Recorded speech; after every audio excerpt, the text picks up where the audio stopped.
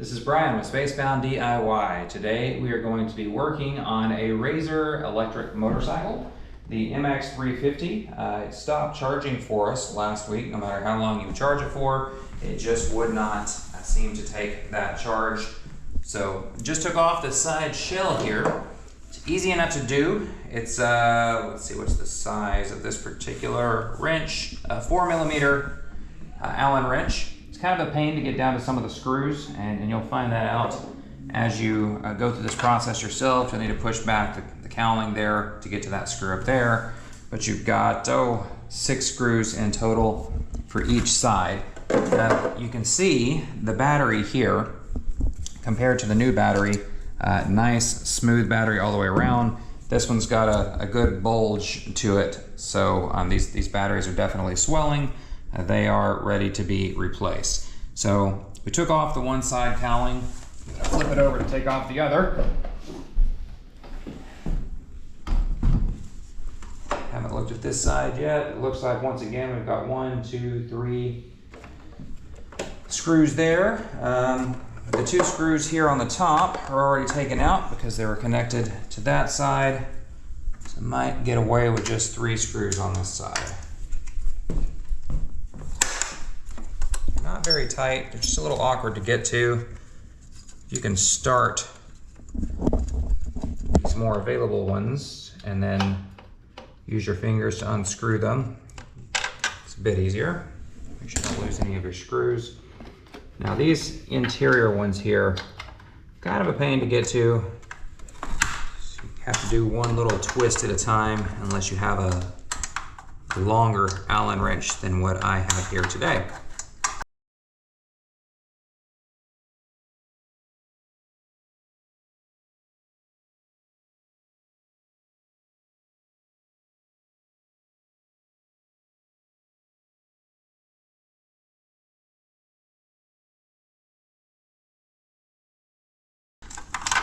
All right, so after taking off the 6 screws for the other side, it looks like there's only 3 screws for this side, the left side of it, the driver's side, if you will.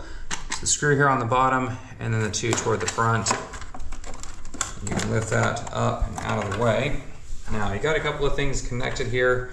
Obviously, you've got the charging port and then the speed switch. So you want to be careful as you lift that up. Reach inside here and go ahead and disconnect those. Just press down, pull apart. There's one of our screws. Go ahead and take these other screws out so we don't lose those.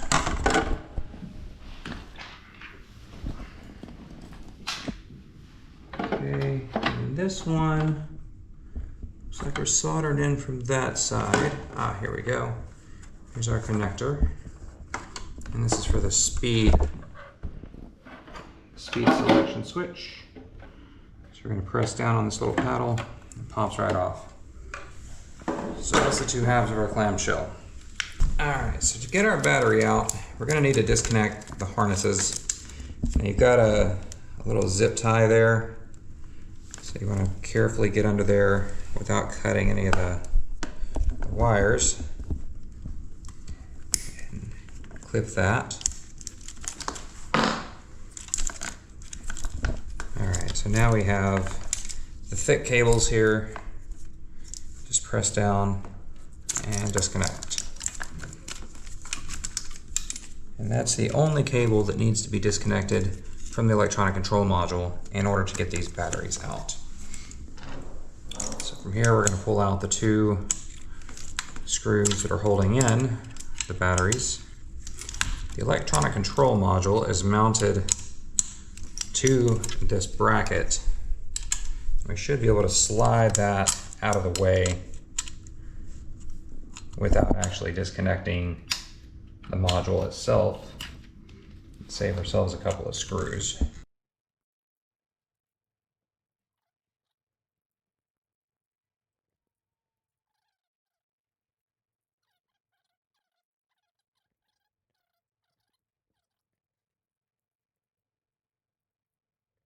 Okay, set that screw aside.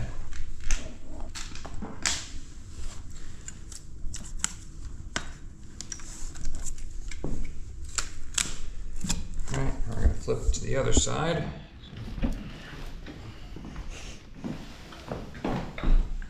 Pull on the same screw over here.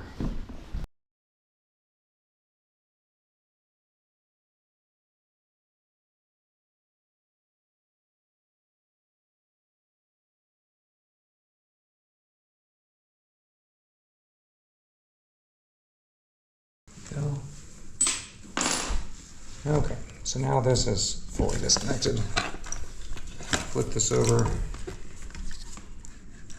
slip this bracket off, leaving the ECM in place. All right, so here are our severely damaged batteries. I mean, just completely swelling apart. You notice the way they have this set up. These are all welded, or excuse me, not welded. These are all soldered on. So we're going to need to disconnect these wires by removing the solder that has them held on right now. So we're going to move to the bench for that. Okay, so before we can desolder this connector that we need, you notice we've got this one right here with the white connector, battery on the left, red wire to the left, battery on the right, black wire to the right. I'm going to go ahead and lay out my new batteries in that same configuration, so I don't lose track of what goes where. Seems simple enough, but I don't like to make foolish assumptions. So we're going to need to clear this off to get to the solder that's underneath it. And I've just got my handy pocket knife that I've always got on hand. These batteries look like they've taken some damage in the past, so this might have been a previous repair.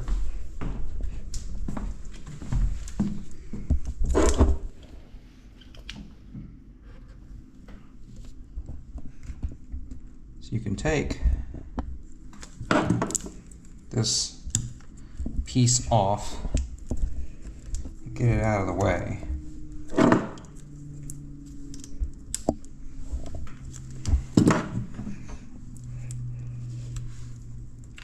I believe there are some options on Amazon for these batteries that already have the wiring harness, so you don't have to go through the trouble of desoldering the wires and the harness to resolder on to the new batteries.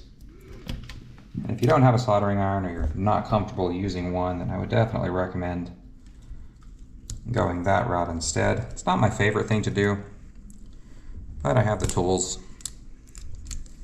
And I've never done a solder on this channel before, so why not do one now?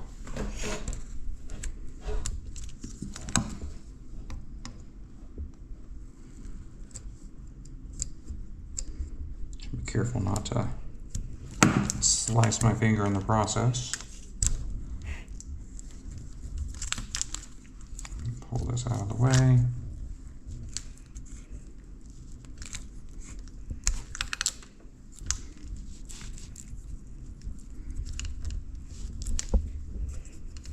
Might be easier to do with a pair of pliers.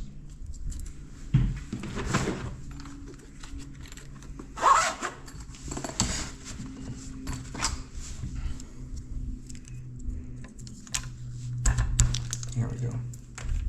Alright, we'll go ahead and clear off this side. Just to make sure you don't damage the wire underneath.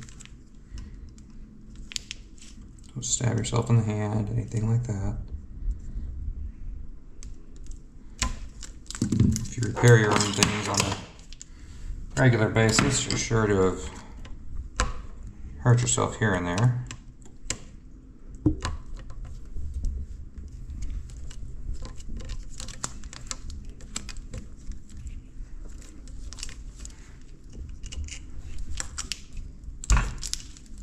Pull this old sheathing off.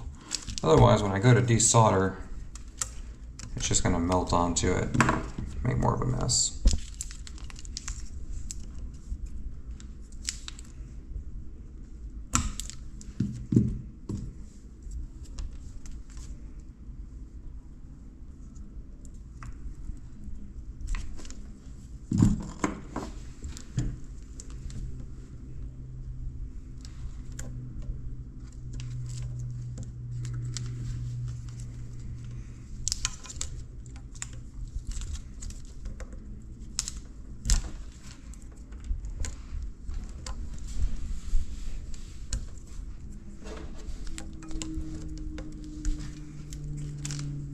Go, get all that off.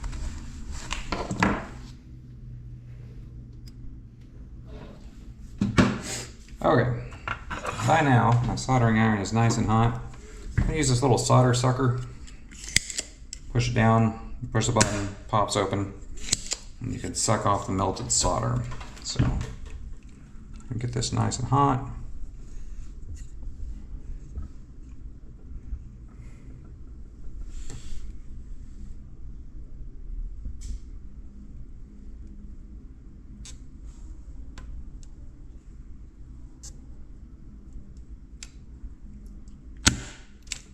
There we go. That's one.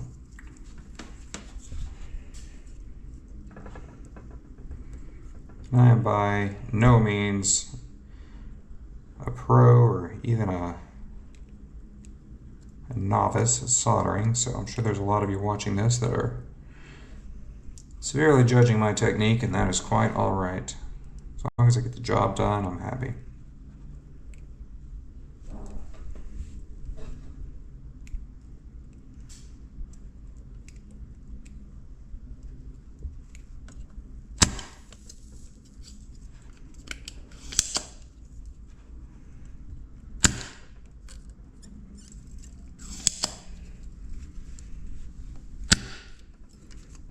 Okay, got that one disconnected.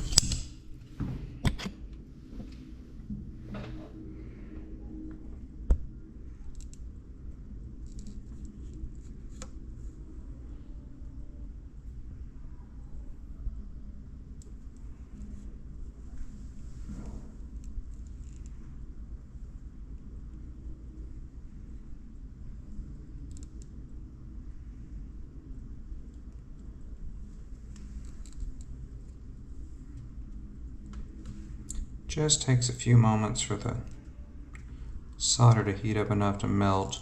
Just be careful and patient with it. Just heard my laundry buzz downstairs.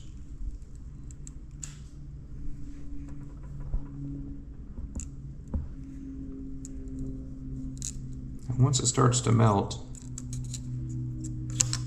it disconnects pretty quickly. This last one, not even going to bother sucking the solder off.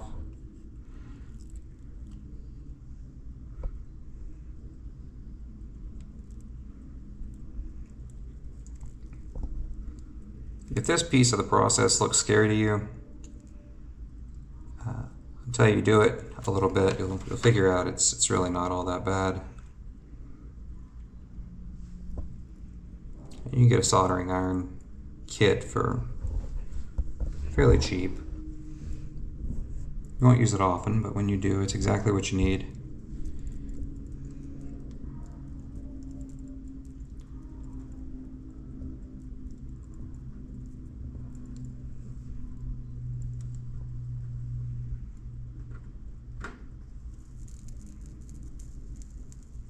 Go, starting to melt in. Smell the plastic burning underneath it. There we go. All right. So now, those all disconnected. Set these horribly damaged batteries off to the side. Be grateful they never blew up. Bring the new batteries in.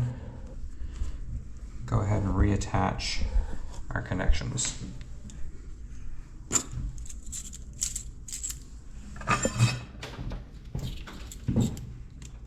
Alright, so the way I do this, again, this is just the way I do this. So I'm going to put a nice little bubble of solder here on top of the connection.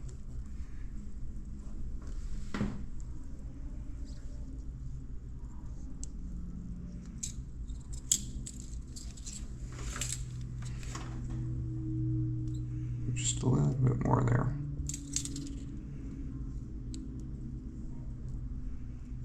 Okay, I'm not a professional in any way. This is just kind of my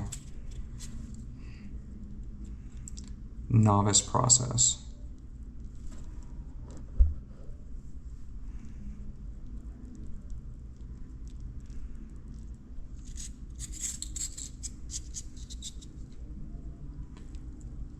Ideally, what you'd like to do is get the connection hot enough that the solder will melt to it, so it doesn't beat up on top of it like you see it doing there. But for the application, this will be fine.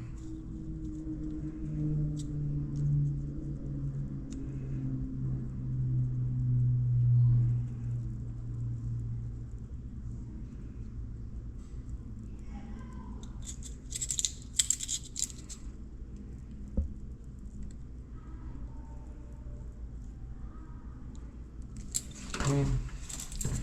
One more.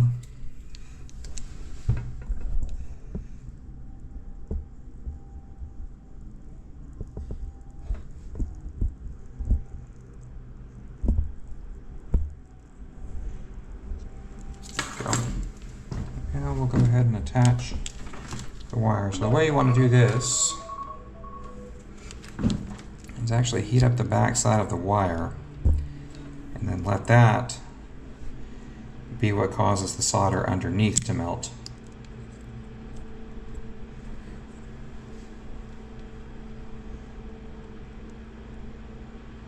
And you'll begin to feel it get hot down the wire.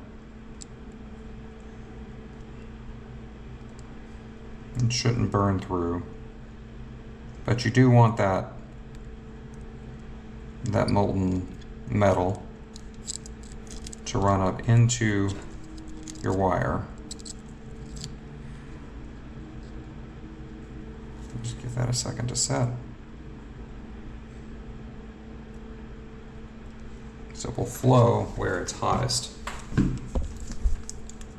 So if you heat up the top of the wire, solder will flow up into the wire. I'll hold this further back so I'll burn my fingers.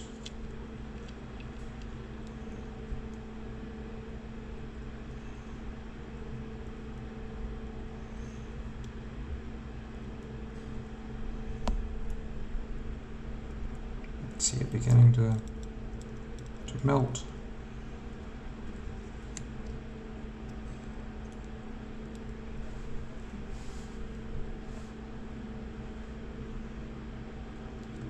Help it out a bit here on the back.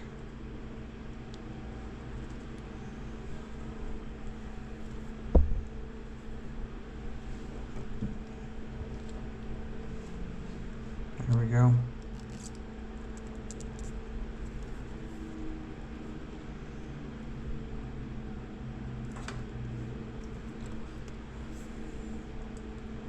Alright, once that's good and set, so that one's connected well. That's connected well. Okay. Now we have these two center pieces. We get to put it all back together. To preheating this underside.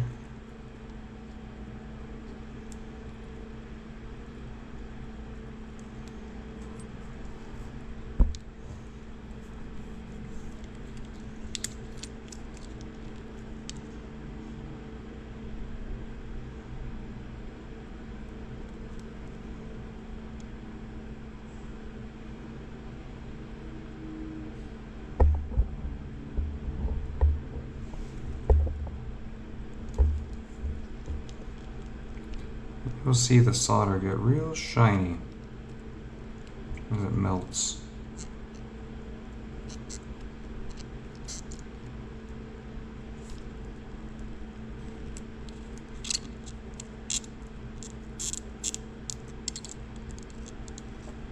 Give that a second to set.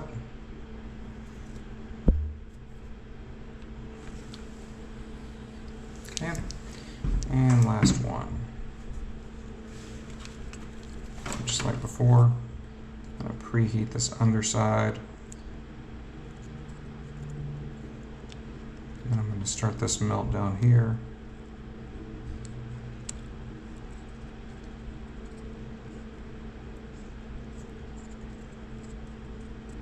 And then I'll come back to the top.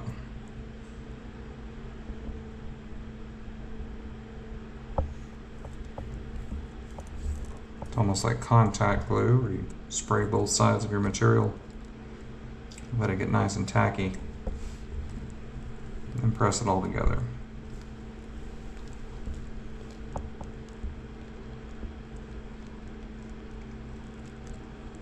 Things you learn when your father's a carpenter.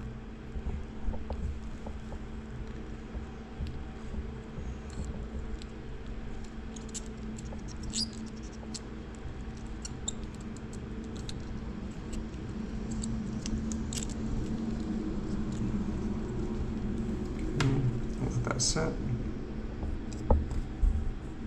And you'll see it glaze over pretty quickly. And that's letting you know that it's set. Kill my iron. Alright, now these have this nice bit of padding on the back, so we're going to recover that the best we can, or it's not totally stuck to the full batteries.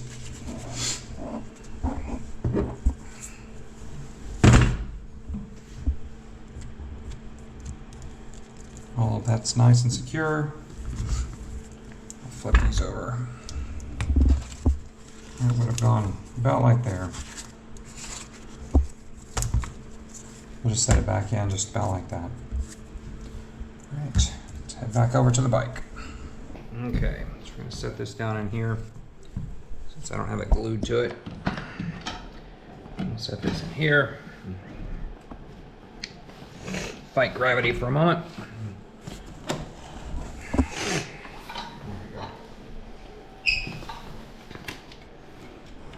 Connectors up from underneath.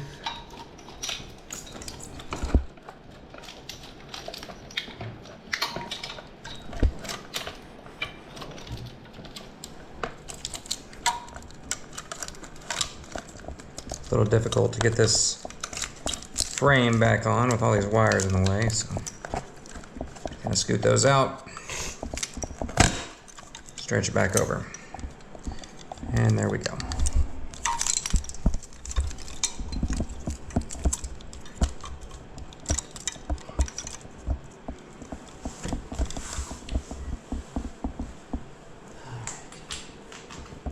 Now we're just going to reverse the process. Put it all back together. If you have a zip tie around that you can use to reattach, hold all your wires in place, it's better for wire management.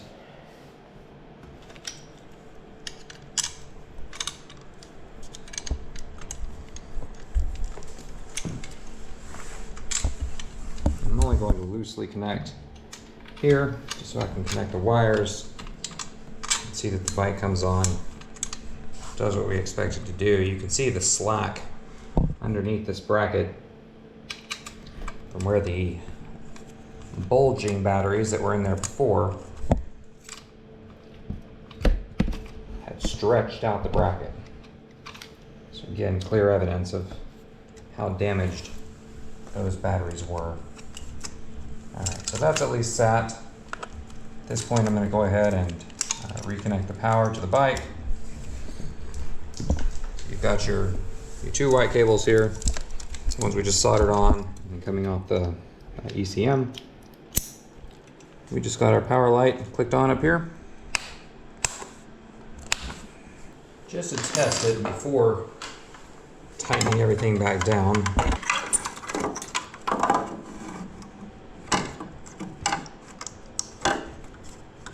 Okay, that's our charging port. And then we have our speed control. I don't know if that has to be connected in order to test the bike, but we're going to connect it anyway. I'll get this up out of the way. Now I'm going to lift up the back end, we're going to power it up and give it some throttle just to see that we get. And there we go.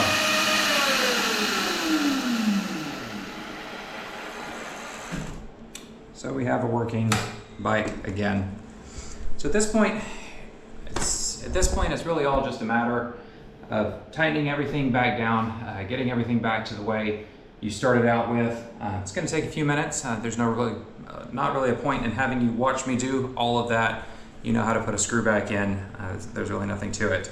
And just have a little bit of patience. Some simple, cheap tools I think I paid $35 for the replacement batteries, and these bikes are a few $100s. So you know, don't throw it out just because your battery goes out.